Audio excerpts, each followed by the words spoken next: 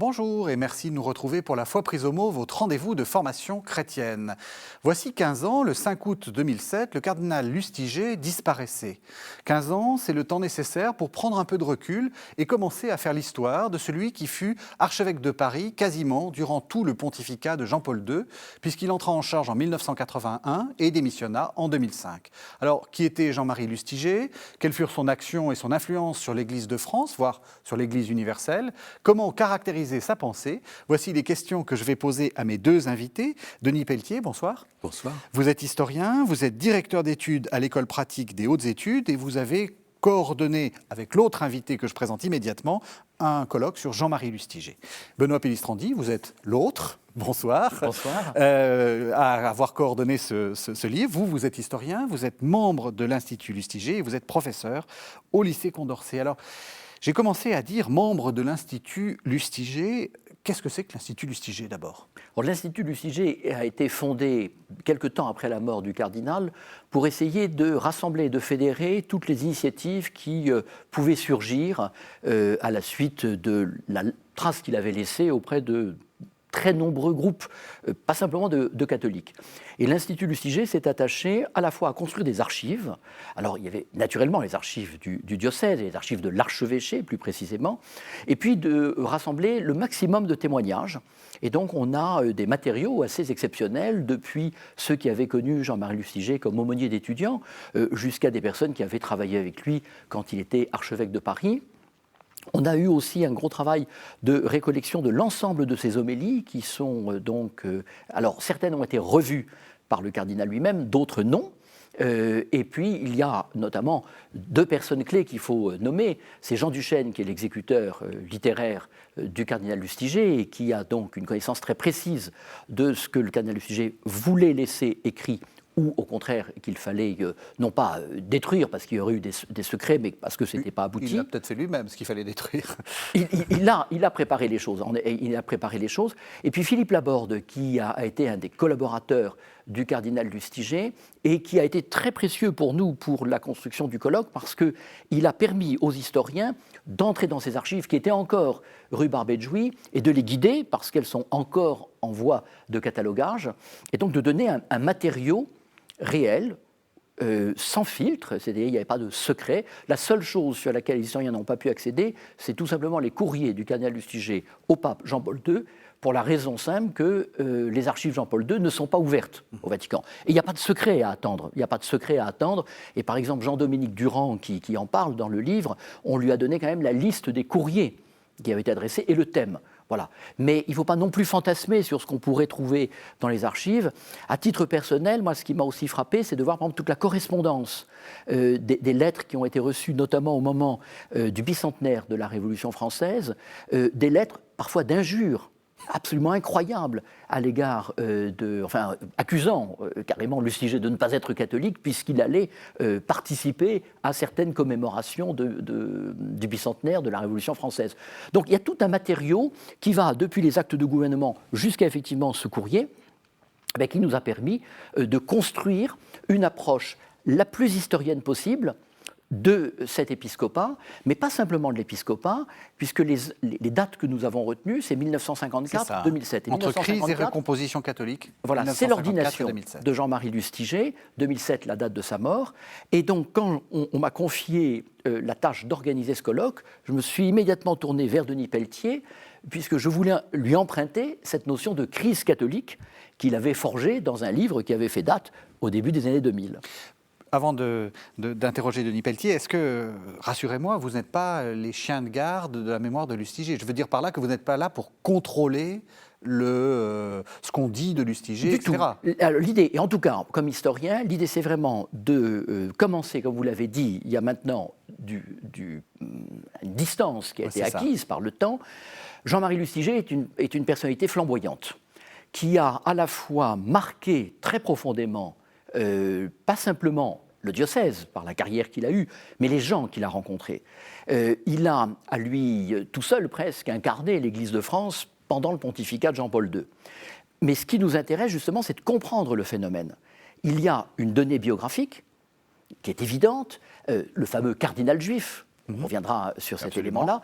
Mais il y a autre chose, c'est-à-dire que Jean-Marie Lustiger s'inscrit dans l'histoire de l'Église de France, avant même le Concile, accompagne le déploiement du Concile et vit en même temps les mutations de ce catholicisme, sa déprise en termes quantitatifs.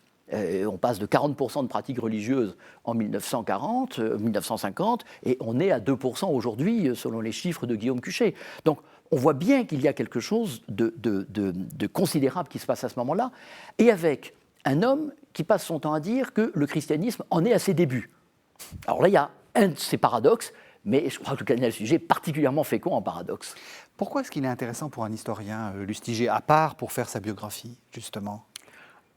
Il est intéressant pour plusieurs raisons. Il est d'abord intéressant du point de vue d'une histoire du catholicisme, du point de vue d'une histoire du catholicisme français et du catholicisme mondial dans la deuxième moitié du XXe siècle. C'est vraiment un personnage exceptionnel. C'est un personnage qui compte et qui compte bien au-delà des frontières hexagonales. Il est intéressant parce que c'est un itinéraire qui n'est pas prévisible. Une des questions qu'on se pose en histoire, c'est comment un personnage devient-il ce qu'il est ? Et ce fils d'immigrés juifs polonais, rien ne permettait de penser au début de sa vie qu'il deviendrait un jour le premier cardinal juif de l'histoire, comme il se désignait lui-même. En gros, qu'est-ce que c'est que faire l'histoire, en fait ? Voilà, et il est intéressant pour une troisième raison, à mon sens, c'est que c'est un personnage qui compte au-delà du catholicisme. Pour moi, c'est un vrai personnage de la vie intellectuelle, de la vie politique française, du dernier tiers du XXe siècle en tout cas. Et donc on peut croiser ces différentes dimensions. Quand on a essayé de les croiser dans le colloque et dans l'ouvrage qui est le résultat du colloque, on a aussi essayé de croiser les générations de chercheurs, et donc vous trouverez dans ce livre des chercheurs et des chercheuses de générations différentes, ce qui introduit un rapport assez différent à l'égard du personnage. On a essayé de croiser des acteurs et des historiens et historiennes. On a aussi essayé de croiser les disciplines. Il y a une historienne de l'art, il y a un politiste, Philippe Portier. On a véritablement essayé de construire une sorte de portrait global, total, un peu kaléidoscopique d'un personnage qu'il est lui-même, tout en sachant très bien qu'il n'est pas question de tout dire de Monseigneur Lustiger 15 ans après sa mort. Absolument. Simplement, il faut amorcer un travail. Il est intéressant que ce travail soit un travail universitaire, et on est très reconnaissant à l'Institut Lustiger de nous avoir ouvert ses archives, parce que c'est vraiment précieux et pas si fréquent. Donc c'est vraiment très intéressant de ce point de vue-là. Et il était intéressant aussi pour nous, 15 ans après sa mort, de croiser les chercheurs et les acteurs. Oui, parce que les acteurs sont encore là. Parce que les acteurs sont encore là et que c'est une mémoire qui nous est précieuse. Alors, le cardinal juif, justement, dans quel... on va peut-être faire un peu de biographie.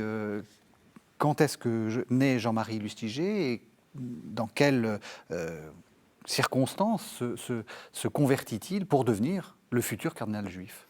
Et Aaron Lustiger est né le 17 septembre 1926 à Paris, dans une famille d'ouvriers, de Polonais récemment émigrés et venus en France.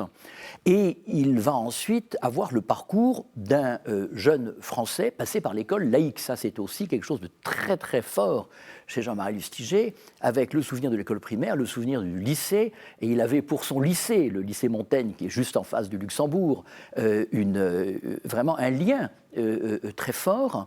Et puis, il va ensuite être rattrapé par les événements dramatiques que l'on sait, c'est-à-dire la défaite de la France en 1940, la mise en place d'un nouveau régime qui entame la persécution des Juifs.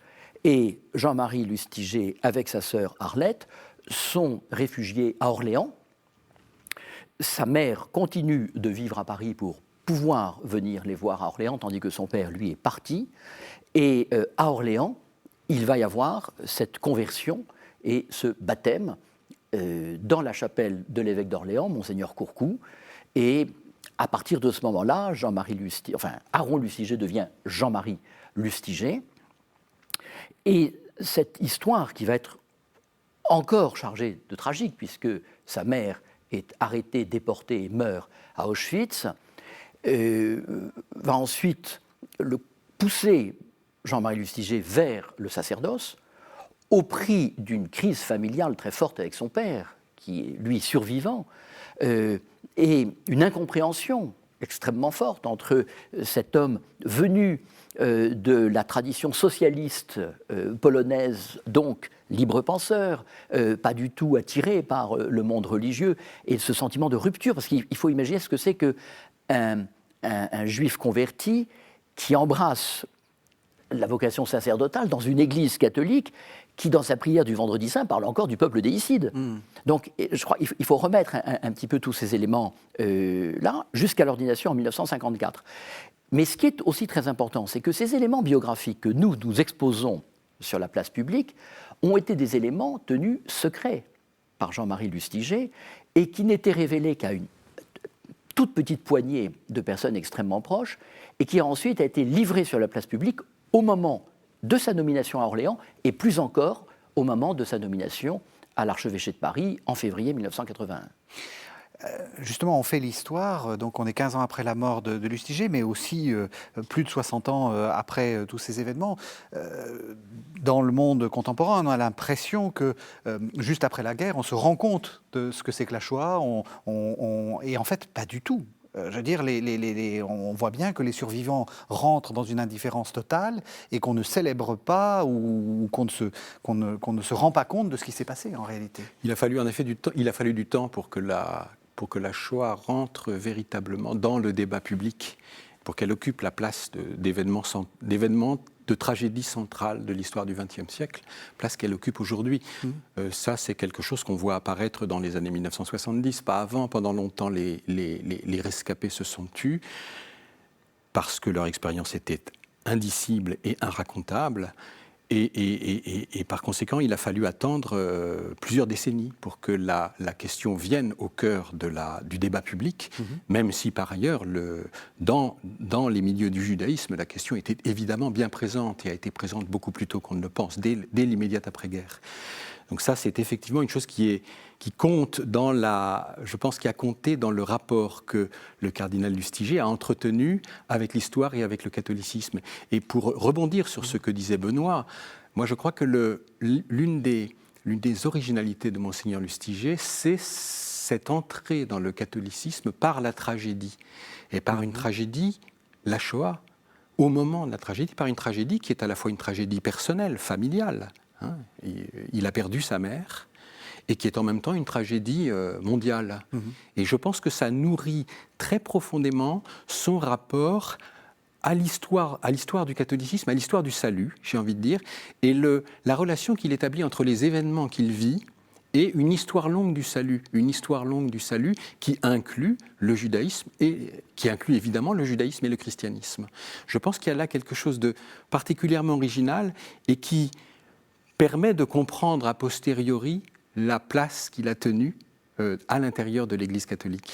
C'est une tragédie mondiale. Est-ce que c'est aussi une catastrophe théologique ? Parce que, qu'on le veuille ou non, il y a des liens entre l'antijudaïsme, ou l'antisémitisme nazi et l'antijudaïsme chrétien. Je crois qu'il faut être assez clair. Bien sûr. Et donc, est-ce qu'il le vit aussi comme ça ? Il rentre quand même, je vais être... Pardon, et c'est peut-être très, très maladroit de ma part, mais il rentre aussi chez ceux qui sont un peu du côté des bourreaux, quand même. Oui, bien sûr, on peut le dire comme ça. Je pense qu'il y a un regard extrêmement critique de Monseigneur Lustiger sur l'histoire de l'Église contemporaine. Ça, pour moi, c'est une évidence. C'est ce qui explique le rôle majeur qu'il a tenu au moment de l'affaire du Carmel d'Auschwitz ou au moment de la repentance de 1997. Alors, rappelez-nous en quelques mots. L'affaire du Carmel d'Auschwitz, c'est l'installation dans un Carmel à proximité du camp d'Auschwitz d'une grande croix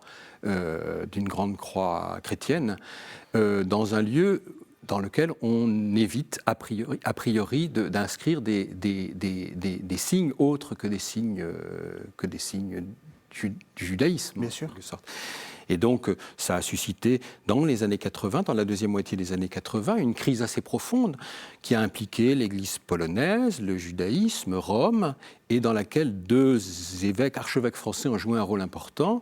Monseigneur de Courtrai, alors archevêque de Lyon, et derrière lui, plus discret, mais le poussant en avant, et le cardinal Lustiger.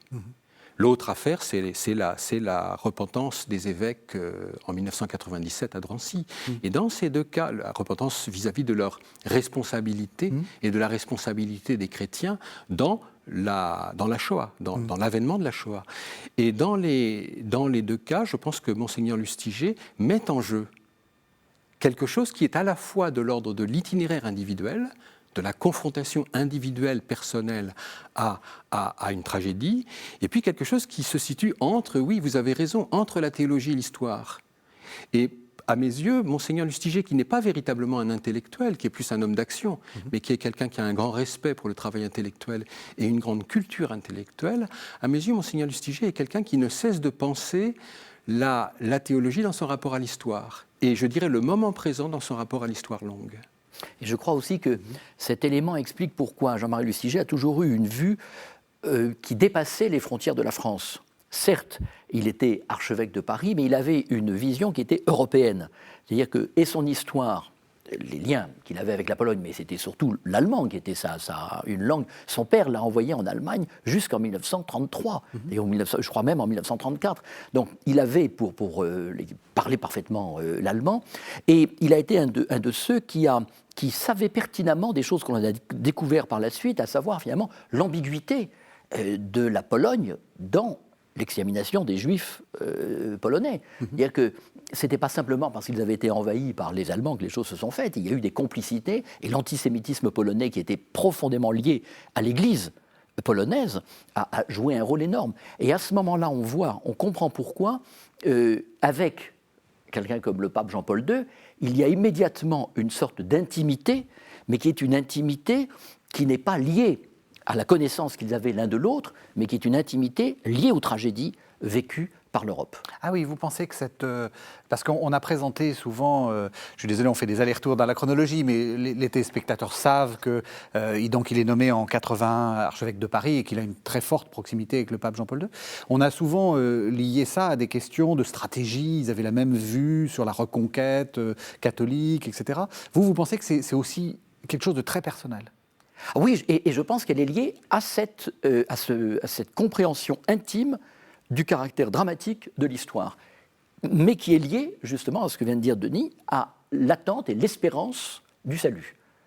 Et les deux partagent une même espérance qui, il faut quand même le reconnaître, il faut qu'elle soit sacrément chevillée au corps, à l'esprit et au cœur, pour parler d'espérance dans ce continent qui vient de se fracasser et qui vient de commettre quand même l'irréparable. Or, à partir de ce moment-là, il va y avoir bien sûr une dynamique qui va se créer, et les deux hommes se ressemblent. Ils sont tous les deux extrêmement actifs, même s'il n'y a pas une grande différence de génération, puisque Jean-Paul II est de 1920, Jean-Marie Lustiger l'a rappelé 1926, leur carrière est complètement différente. Et Jean-Paul II est un jeune évêque du début des années 60, c'est un cardinal très actif, dont l'élection est beaucoup moins surprenante qu'on ne l'a cru au moment où elle s'est produite. Il avait ses réseaux. Jean-Marie Lustiger n'était pas un homme de réseaux cléricaux, c'était un homme de réseaux étudiants, de réseaux personnels à Paris, mais ce n'est pas encore la grande personnalité intellectuelle qu'il va devenir. Et quand il est nommé évêque d'Orléans en 1979, il a une succession difficile à assumer, puisqu'il succède à Monseigneur Riobé, qui a été un des grands évêques post-conciliaires, qui était vraiment, je dirais, la fine lame du progressisme catholique dans les années 70. Donc, il y a comme une interpellation, parce qu'on se dit, est-ce que ce jeune prêtre, enfin jeune, il avait 55 ans quand il est nommé évêque, et est-ce qu'il est dans la ligne de Monseigneur Riobé ou non? Or, en réalité, dans les 18 mois d'Orléans, on n'aura à peu près aucune idée de ce qu'il va représenter comme ligne. La seule chose qui choque, c'est qu'il oublie d'évoquer la mémoire de Monseigneur Riobé lors de sa messe d'installation épiscopale. C'était maladroit. C'était maladroit, mais la maladresse, il va la refaire à Paris, où, à nouveau, il ne citera pas son prédécesseur, le cardinal Marty. Donc ça, c'est pas de la maladresse. Donc c'est pas tout à fait de la maladresse. Le rapport à la relation entre Jean-Paul II et Monseigneur Lustiger, on peut la réfléchir autrement. Monseigneur Wojtyla a joué un rôle au Concile Vatican II. C'est un personnage important, c'est pas l'un des personnages de premier plan, mais c'est un personnage important au moment du Concile. Le père Lustiger reste en dehors du concile. Il en parle très très peu. Il y a une forme d'évidence qui s'explique par son itinéraire dans la relation qu'il entretient avec le concile. Mais je pense que le moment où l'héritage conciliaire devient véritablement un enjeu pour lui, c'est le moment de la rencontre avec Jean-Paul II.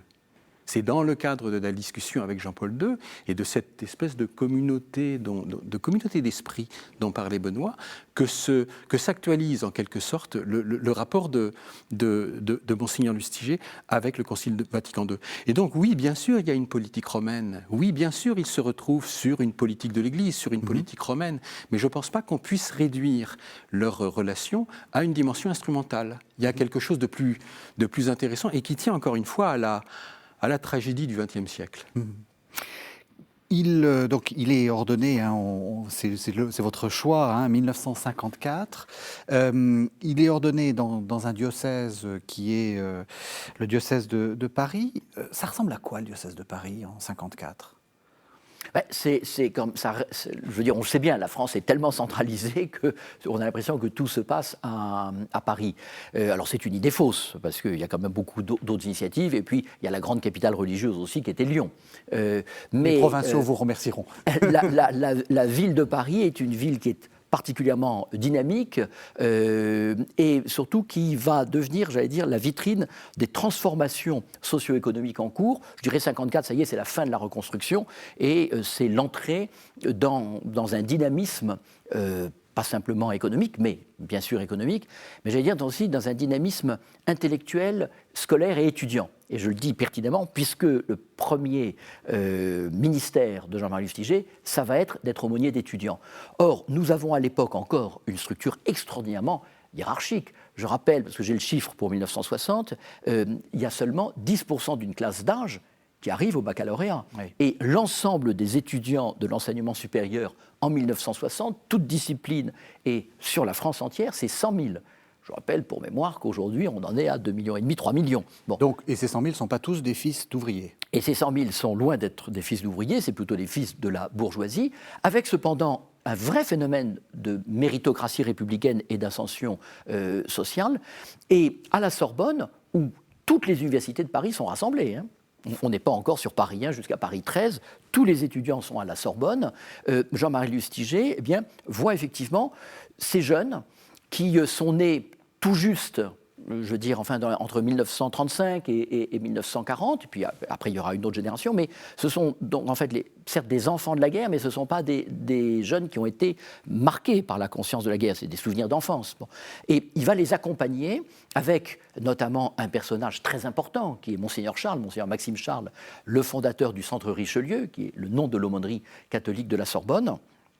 Et Jean-Marie Lustiger, avec Monseigneur Charles, va former un tandem extrêmement dynamique, mais j'allais dire aussi dans une université qui était particulièrement dynamique. Je crois que les deux dynamismes se nourrissent l'un l'autre. L'entrée de Monseigneur Lustiger dans le catholicisme est quand même très particulière, et son entrée en sacerdoce est quand même très particulière, c'est-à-dire que l'Église de France qu'il connaît, c'est un milieu d'étudiants de la Sorbonne, un milieu assez réduit, une sorte d'élite intellectuelle, où il invite, où viennent intervenir le nec plus ultra de la réflexion théologique.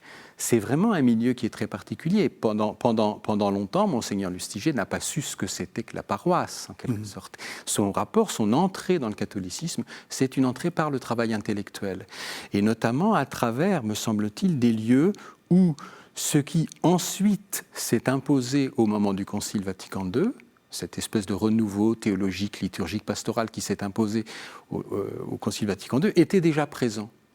En sorte que moi je dis souvent que Monseigneur Lustiger a été une forme de conciliaire avant le Concile, c'est-à-dire qu'il a ce qui explique que le Concile soit pour lui non pas une question, non pas un problème, mais une évidence. Il a été en contact avec Louis Bouillet, il a été en contact avec Jean d'Aguilou, il a été en contact avec Henri de Lubac. C'est ces gens-là qu'il fréquente. C'est vraiment l'élite de la pensée catholique dans les années 50-60. À ce moment-là, d'ailleurs, enfin dans les années 50 en tout cas, quelquefois en difficulté avec Rome, en difficulté avec l'épiscopat, mais avec cette marge de liberté qui reste toujours et qui leur permet malgré tout de parler. C'est vraiment une entrée particulière. Et Oui, pardon. qui Oui. permet même, j'allais dire justement, de faire face aux troubles de l'actualité. Entre 1954 et 1962, on le sait, il y a la guerre d'Algérie, qui va, à partir de 1956, impacter particulièrement le milieu étudiant, puisqu'il y a le risque de devoir partir en Algérie. On a une jeunesse qui est particulièrement politisée, mais justement, Jean-Marie Lustiger, de par cette fréquentation de l'élite catholique, se place au croisement de l'engagement et de la réflexion. C'est pour ça aussi que ça sera intéressant par la suite, parce que ce n'est pas, j'allais dire, quelqu'un qui va prôner l'engagement pour l'engagement. Il va toujours tenir une sorte de distance et d'équilibre entre les deux éléments. Et ce qui brouillera, j'allais presque dire, son image et la façon dont nous aussi, historiens, on aimerait bien le caractériser d'un seul adjectif. Or, on bute sur cette difficulté. Et je crois que justement, cette réalité du monde étudiant et du monde intellectuel qu'il anime et qu'il fréquente, il organise quand même une veillée à Notre-Dame avec François Mauriac et d'autres. On voit bien à la fois le dynamisme de Lustiger qui, je le répète, embrasse le dynamisme de cette société française, et en même temps, déjà son écart par rapport à ce que je dirais, enfin ce qui pourrait être plus des phénomènes de politisation. Oui, il n'a pas beaucoup de sympathie pour mai 68, cet homme. Oui. Et pour l'Église qui s'y associe. Je le dirais autrement. Disons qu'il entre dans une relation qui n'est pas inintéressée, mais qui est délibérément une relation de tension assumée. Je pense que Monseigneur Lustiger est très attentif à tout ce qui est pensée contemporaine. Et vous savez, les années 60-70 sont vraiment des années de conflit de génération. Et notamment entre la génération formée dans l'entre-deux-guerres, qui a dominé les années 40-50, qui a fait le Concile Vatican II, et puis la génération qui vient après, qui est celle des Trente Glorieuses, qui n'a plus la même culture. Il y a un véritable conflit de génération, et je crois qu'il y a chez Monseigneur Lustiger cette capacité qui, pour l'historien, est tellement intéressante et tellement intrigante, cette capacité à s'efforcer de comprendre ce qui est en train d'advenir du point de vue intellectuel, du point de vue politique, et en même temps garder un recul critique qui lui vient de sa foi. Le rapport est plus ambigu qu'un simple refus conservateur, en quelque sorte. Est-ce que vous diriez, parce que vous êtes l'homme des crises, est-ce que vous diriez que le diocèse de Paris, dès les années 50, est en crise ? Et que l'Église de France est en crise, parce que il n'y aurait pas eu de concile s'il n'y avait pas eu le sentiment, s'il n'y avait pas eu le sentiment, non pas dans le diocèse de Paris, mais dans le monde entier, qu'il y avait une véritable difficulté et que l'Église risquait de se perdre à approfondir par une forme d'intransigeance l'écart entre ce qu'elle se considérait être et ce qui arrivait au monde. Je pense que cette crise-là, cette difficulté-là, elle est bien plus ancienne. On a des dizaines et des dizaines de témoignages, on a des dizaines et des dizaines d'écrits de théologiens, y compris conservateurs, qui disent il y a quelque chose qui ne va plus, il faut qu'on... Et de ce point de vue-là, oui, le diocèse de Paris dans les années 50 est évidemment pris dans une histoire qui le dépasse et qui est l'histoire du catholicisme. Le Concile Vatican II, c'est en quelque sorte une institution mondiale qui fait le choix de prendre le risque de la déstabilisation pour résoudre un certain nombre de difficultés. Et donc oui, il y a de la déstabilisation, il y a du désordre, il y a des difficultés ensuite. Mais il y a aussi une série d'initiatives qui deviennent possibles. Et je pense que Monseigneur Lustiger se trouve dans cet entre-deux qui est particulièrement dynamique. Je voudrais juste rappeler aussi qu'en 1950 et jusqu'en 1968, le diocèse de Paris, c'est Paris et ce qu'on appelle la couronne. La couronne, oui. La couronne. Et le diocèse de Paris ne devient diocèse que de la ville Paris qu'au milieu des années 60, quand il y a aussi la réforme administrative qui crée les 3 départements de la petite couronne et qui a un peu modifié les équipes de la région parisienne. Et je pense que ça a un peu une importance parce que ça aura peut-être sur le long terme des effets d'une ville-centre riche par rapport à des périphéries qui le sont moins, et avec un dynamisme du diocèse de Paris, pour le coup, Paris-Capitale, qui peut contraster avec les diocèses qui ont été créés postérieurement. Et oui, allez-y. Pardon. Non, je vous en prie. Il y a eu entre 1949 et entre 1947 et 1954 dans l'Église catholique française une série de crises liées au dialogue avec le marxisme, liées aux prêtres ouvriers qui sont condamnés, pas condamnés, mais dont l'expérience est interrompue en 1954. Donc il y a un moment de crise. Monseigneur le père Lustiger est ordonné en 1954, c'est-à-dire à la fin de cette série de crises. Crise de la nouvelle théologie, crise du progressisme, crise des prêtres ouvriers. Et donc ces premières années s'inscrivent dans cet entre-deux, entre le grand moment de la crise progressiste, pour le dire vite, 1949-1954, et le début du Concile 62. C'est-à-dire dans un moment où il y a une forme d'ouverture des possibles à l'épreuve de sanctions qui ont été prises, mais d'une dynamique qui a en même temps été lancée. Et la dynamique qui a été lancée auparavant n'est pas interrompue par les sanctions. Et donc, Monseigneur Lustiger s'est trouvé dans ce moment qui est un peu un moment charnière, 54-62. Mais j'ai envie de vous poser la question, est-ce qu'en 1980, quand il est ordonné, est-ce qu'il est ordonné pour remettre de l'ordre dans un diocèse qui justement est en crise? Vous avez évoqué la figure de Monseigneur Marty, qui est une figure très particulière, un personnage haut en couleur, c'est le moins qu'on puisse dire. Est-ce qu'il est là pour mettre de l'ordre? Moi, je voudrais préciser deux éléments. Le premier, c'est que le diocèse de Paris, Monseigneur Marty a atteint les 75 ans vers 79, c'est-à-dire qu'il avait remis sa démission au pape, et l'attente de la nomination d'un archevêque à Paris était quelque chose qui dominait les esprits. Et quand le pape Jean-Paul II fait sa première visite en France en 1980, au printemps 1980, la question de la succession de Monseigneur Marty est ouverte. Ça, c'est le premier élément. Donc, elle a tardé, cette nomination. Et le deuxième élément, et Xavier Boniface le montre très bien, c'est que dans la succession, dans le livre, dans la succession des archevêques, Jean-Marie Lustiger est le premier à présenter un profil sociologique complètement différent. Il est archevêque d'une ville, lui-même étant né parisien. Oui. Il est le contraire de Monseigneur Marty, qui est né dans le Rouergue et qui est un paysan. Et là encore, sociologiquement, tout est différent.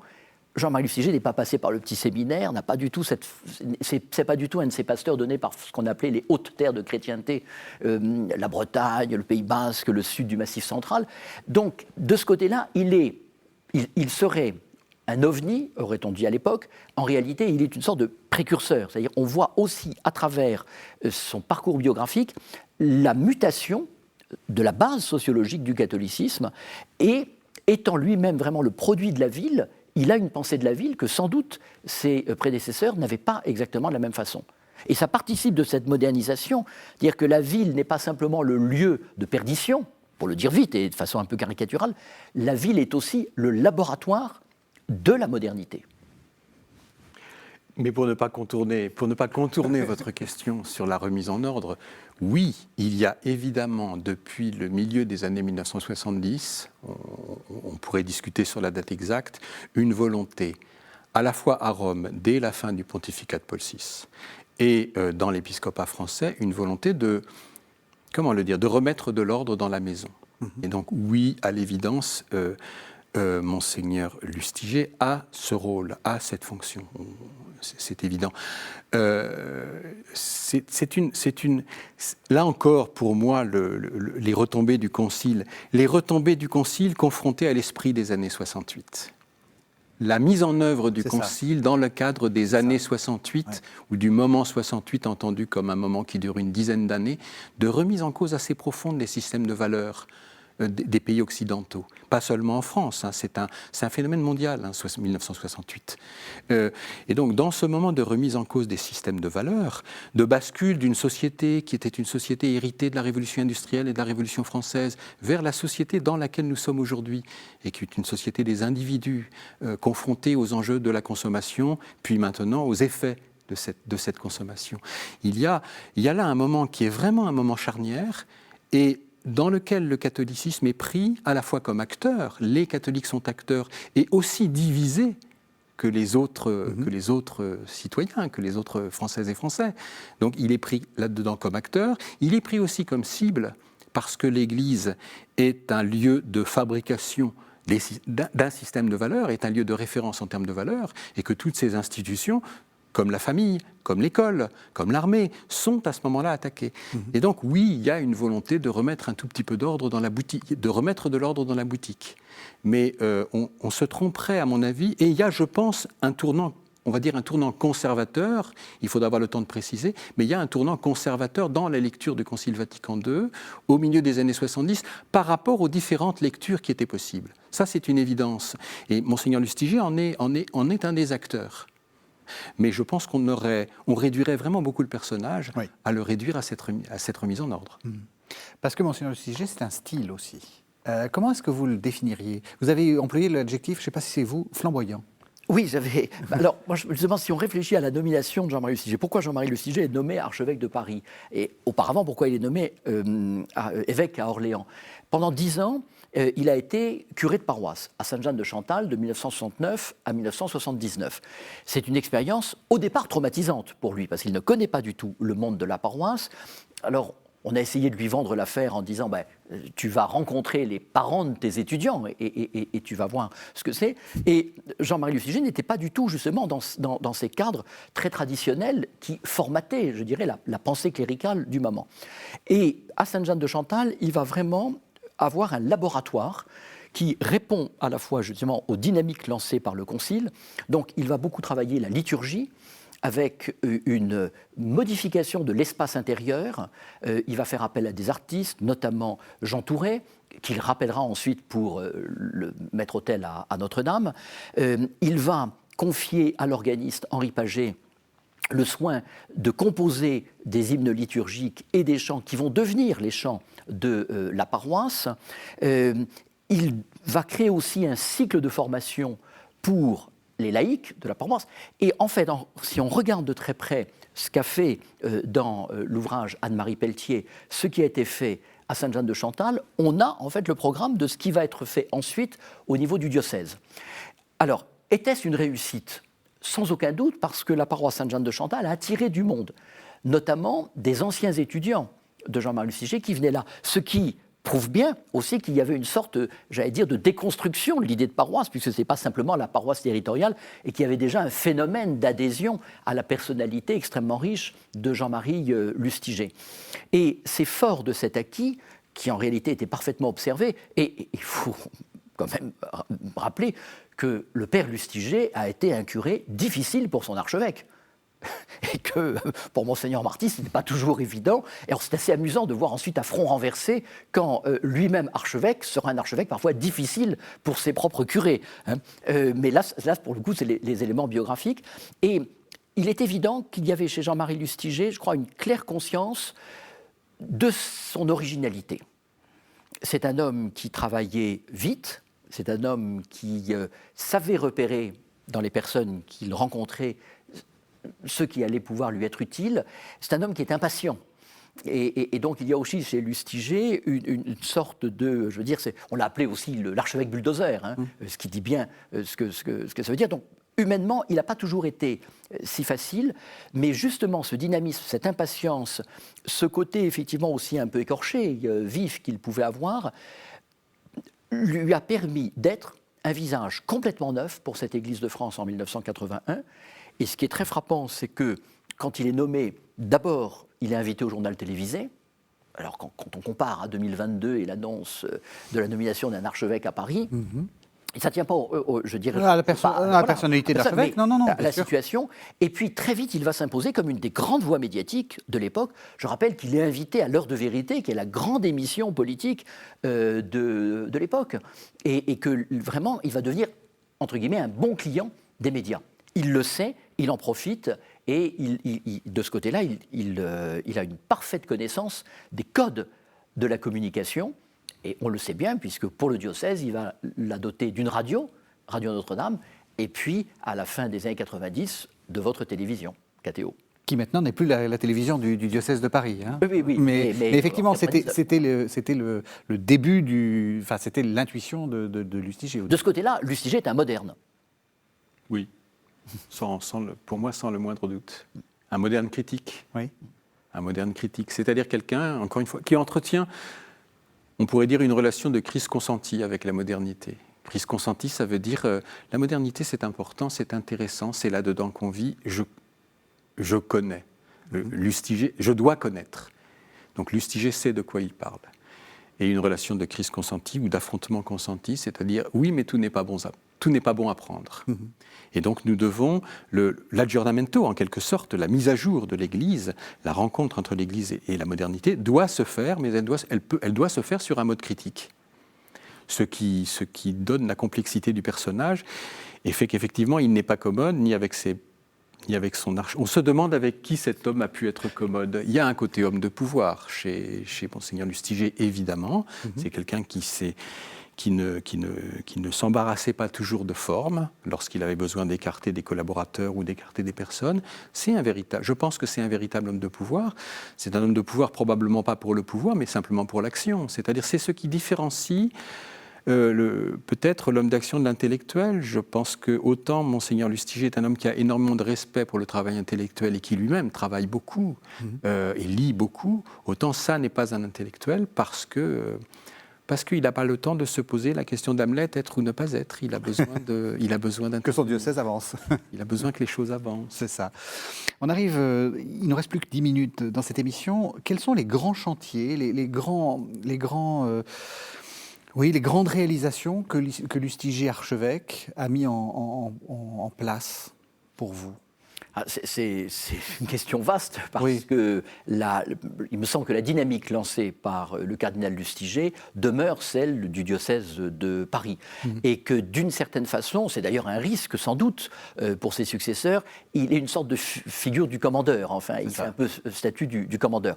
N'oublions pas qu'il a réussi à imposer le choix de son successeur à la curie. C'est Jean-Marie Lustiger qui voulait que André XXIII lui succède comme archevêque de Paris, et ça prouve sa capacité en termes de pouvoir. Voilà. On sait qu'il a quand même arraché la décision à un Jean-Paul II qui était vraiment ultra vieillissant, puisque c'est dans les derniers mois du pontificat de Jean-Paul II. Alors, je crois qu'il y a plusieurs éléments forts et qui résonnent avec l'actualité du diocèse en ce moment. Il a redonné à la cathédrale Notre-Dame une centralité. Et en célébrant la messe tous les dimanches à 18h30, en y faisant un certain nombre d'innovations, et notamment avec donc cet autel qu'il a fait dessiner par Jean Touré et qu'il installe, la recréation de la maîtrise pour accompagner les offices. Et ça, c'est un élément très important qu'il a immédiatement aussi adossé à la création de l'école cathédrale, qui était une école de formation des laïcs, qui était tout près, dans les locaux, adjacents à Notre-Dame, et puis qui aujourd'hui ont été absorbés par le Collège des Bernardins, qui est aussi une de ses intuitions, alors qu'il a lancé les travaux, mais ce n'est pas lui qui est le penseur ensuite du fonctionnement des Bernardins. Il a doté, je l'ai rappelé tout à l'heure, le diocèse de moyens de communication, et puis il a aussi quand même fait quelque chose d'assez brutal, c'est-à-dire qu'il a rompu les liens avec les autres canaux de formation du clergé, l'Institut catholique, le séminaire d'Issy les Moulineaux, et il a construit un petit peu un diocèse made in Lustiger, si vous me permettez l'expression. Ce qui a conduit à des tensions à l'égard de ses confrères et une incompréhension. N'oublions pas d'ailleurs que Jean-Marie Lustiger n'a jamais été élu président de la conférence épiscopale. Il n'a jamais réussi à avoir une majorité qui se dégageait pour lui. Alors c'était lié à son tempérament, mais c'était aussi lié à une certaine manière de faire, finalement très, très isolée. Alors que quand il le veut, il est capable de travailler en groupe, et Charles Mercier, dans l'ouvrage, montre comment, par exemple, pour les Journées mondiales de la jeunesse à Paris en 1997, il a vraiment réussi à attirer l'ensemble de l'Église de France derrière lui, non sans réticence. Et Charles Mercier évoque ce mot méchant d'un de ses confrères qui disait « mais si ça continue comme ça, on va voir Lustiger sur les épaules de Jean-Paul II au moment de la messe », quoi, pour dire vraiment qu'il tirait beaucoup la couverture à lui. Donc il me semble que c'est voilà, les éléments en termes de gouvernement. Mais je crois qu'en termes d'héritage spirituel, l'essentiel, c'est autour justement de la manière dont il a transformé le regard des chrétiens par rapport à l'ancienne alliance.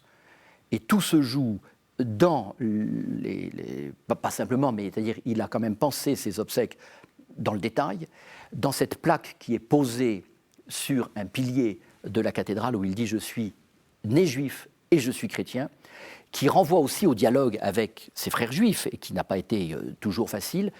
Et c'est là où on voit ensuite dans son enseignement ce qui a toujours été la clé, c'est de revenir à la Bible, de faire, j'emprunte l'expression à Corinne Marion qui le rappelle dans les témoignages qui ont été recueillis par l'Institut Lustiger, faire de la Bible la langue maternelle du chrétien. Or, ça a beaucoup d'effets parce que ça veut dire effectivement entrer dans une religion qui n'est pas idolâtrique.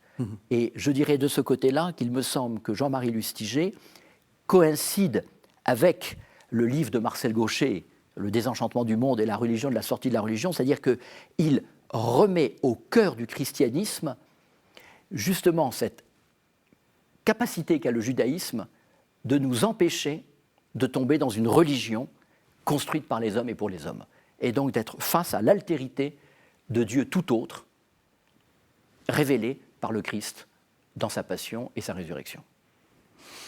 Vous avez dit c'est plus qu'un cardinal. Enfin, c'est plus qu'un évêque médiatique. C'est plus que c'est un personnage tout à fait étonnant. C'est un vrai, Il fait l'histoire. Un grand personnage du dernier tiers du XXe siècle. Alors, bien au-delà de son seul rôle à l'intérieur de l'Église catholique. alors pourquoi ? Parce que c'est un homme qui... Comment le dire ? Parce que c'est un homme qui pense en permanence. C'est un homme d'action qui pense en permanence la question de la redéfinition des systèmes de valeurs ou de l'incertitude nouvelle des systèmes de valeurs en face de transformations sociales, techniques qui se sont considérablement accélérées dans le sillage des 30 Glorieuses. Et il est capable de réfléchir sur cette chose-là. Il y réfléchit avec son propre itinéraire, encore une fois, avec son propre itinéraire et la tragédie qui est présente dans son itinéraire. Il y réfléchit aussi à l'épreuve d'une pensée contemporaine qui ne se fabrique plus au sein du catholicisme, qui ne se fabrique plus forcément au sein de la tradition chrétienne. Et il est vraiment dans cette forme d'inconfort qui fait que l'historien que je suis, qui s'intéresse au catholicisme comme une sorte d'observatoire de la transformation des sociétés contemporaines. Pourquoi un catholique, c'est quelqu'un qui est en permanence pris dans une sorte de conflit d'appartenance. Il est membre d'une société qui échappe au christianisme et en même temps, il vit en référence à une forme de transcendance. Et c'est cet inconfort, ce côté entre deux sièges, entre deux appartenances, qui fait du catholicisme un sismographe absolument formidable de l'évolution des sociétés contemporaines. Et je pense que Monseigneur Lustiger s'est installé en quelque sorte sur ce lieu d'inconfort avec une intelligence active qui, pour moi, est absolument fascinante à suivre. C'est très intéressant de le lire avec cette perspective-là. Et c'est pour cette raison, pour moi, qu'il est vraiment un personnage qui, ne le prenez pas mal, qui dépasse le catholicisme, qui dépasse son appartenance institutionnelle, qui dépasse sa foi.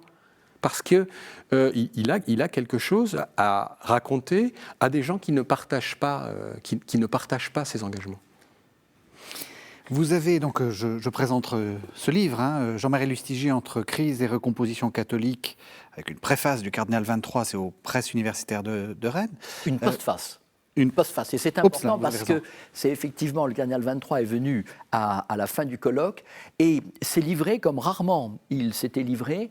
Et je rappelle le compagnonnage entre le cardinal 23 et le cardinal Lustiger. André 23 a connu Jean-Marie Lustiger en 1969. Donc vraiment, il a été son bras droit en permanence et son successeur.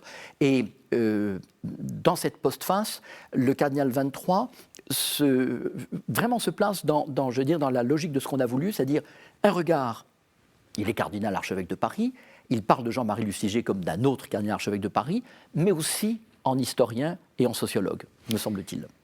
Qu'est-ce qu'il y a là, vous avez fait une somme de 363 pages. Qu'est-ce qui reste encore à faire en histoire ? Alors vous allez me dire, on revient toujours même sur le baptême de Clovis. Donc dans 2000 ans, on parlera peut-être encore de Jean-Marie Lustiger, peut-être pas, on ne sait pas. Mais C'est quoi les grands chantiers pour vous? Alors, d'abord, c'était un premier essai, et l'idée, c'était vraiment de montrer aux historiens qu'on peut s'emparer de l'objet Lustiger et d'en faire un objet d'étude d'histoire, pas simplement religieuse. Denis vient de rappeler la place qu'il occupe dans le panorama intellectuel français. Alors, il y a des lacunes. Par exemple, nous n'avons pas étudié l'action internationale du cardinal Jean-Marie Lustiger. Or, il a énormément voyagé à l'étranger. Il a notamment, par exemple, fait un voyage en Russie qui était un voyage préparatoire à l'hypothèse d'un voyage de Jean-Paul II, qui finalement ne s'est pas fait, justement parce que les conclusions que Jean-Marie Lustiger a tirées de ce voyage étaient particulièrement négatives.